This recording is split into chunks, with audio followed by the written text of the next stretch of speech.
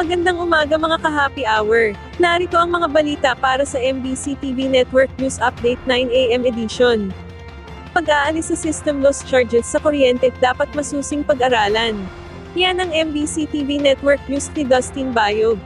Malabo pa ang direkta ng walang babayarang system loss sa mga consumer sa gitna na nais ni Pangulong Bongbong Marcos na alisin ito sa bawat Meralco bill.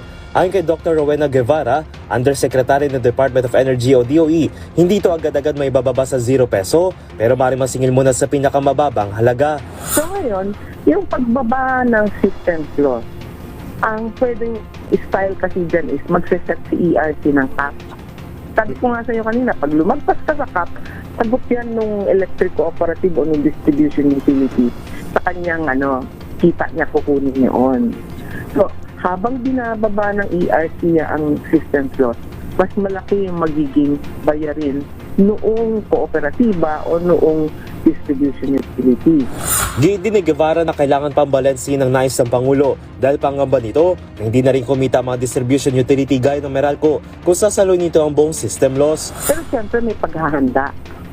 Kasi kung mataas masyadong system loss niya, tapos bigla mo sinabi, hindi mo pwedeng i-charge yan sa consumer. Ngayon na, baka magsara yung cooperative natin o yung ating distribution utility.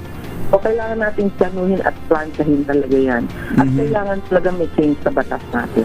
Una rito, nagtanong na rin ang Chief Executive Officer o CEO ng Meralco na si Manny Pangilinan kung ito ay tatanggalin ay sino magbabayad ng system loss na umabot sa bilyon-bilyong piso. Aniya masyadong malaki upang saluhin ito ng mga nasa electric power industry. Ang system loss ang tawag sa mga nawawalang kuryente na dumadaloy sa mga kabayan ng mga building at maging ang mga nawawalang kuryente dulot ng mga illegal na jumper o illegal connection.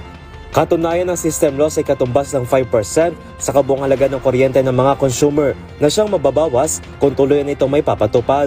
Sa payag naman ng Philippine Rural Electric Cooperative Association, bagaman suportado nila ang atas ng Pangulo, ay ginita dapat ito ay patas at hindi maging cost transfer para sa mga kooperatiba na saluhin na pagtanggal ng system loss.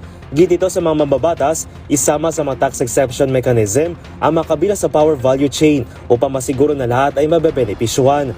Samantala kasabay ng utos ng Pangulo, marami ng mambabatas na naghain ng kani-kanilang panukala upang tanggalin ang system loss. Una rito si Senate President Win Gatchalian sa kanyang Senate Bill 2350 na naisalisin ang buong system loss sa babayarang bill ng kuryente ng mga consumer. Habang sa Senate Bill 2343 ni Senator J.V. Ercito, kabila sa nais nitong tanggalin ay ang buwis ng mga nasa electricity supply chain upang pababain ang kabuang halaga ng bill ng kuryente.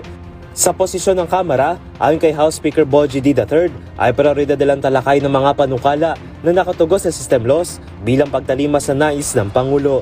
Sinabi na rin ni House Committee on Ways and Means Chairman Miro Kimbo at Majority Leader Sandro Marcos na target ang Kamara aprobahan ang mga nakalinyang tax relief measures sa darating na taong 2027.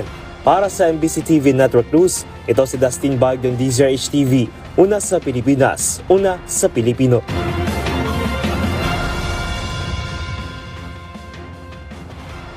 Samantala, regular na korte walang jurisdiction sa usapin ng pasahod. Binigyang diin ni Sonny Metulog, presidente ng Federation of Free Workers, na walang jurisdiction ng mga regular na korte sa usapin ng pasahod matapos itong dumaan sa konsultasyon ng Regional Tripartite Wages and Productivity Board. Ito ay kasunod ng inilabas na temporary restraining order ng Pasig Regional Trial Court laban sa 85 pesos na dagdag sa minimum wage sa Metro Manila. Ayon kay Metulot, labis na dismayado ang kanilang grupo sa desisyon ng Pasig RTC dahil matagal nang naghihintay ang mga manggagawa sa aumento sa sahod. Hiit niya, malinaw sa Article 126 ng Labor Code of the Philippines na ang RTWPB lamang ang may kapangyarihan sa pagdedesisyon hinggil sa pasahod at hindi dapat pinakikialaman ng mga regular na korte.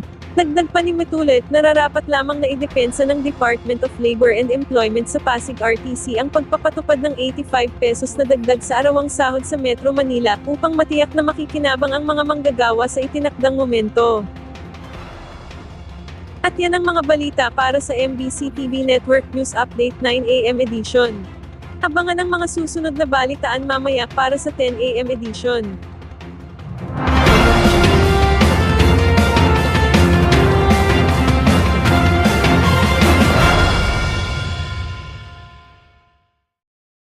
Mga ka-happy hour, kung gusto mong manood ang mga balita sa MBC TV Network News Update, Mag-subscribe sa aming YouTube channel, i-like ang aming Facebook page, at i-follow sa aming TikTok account.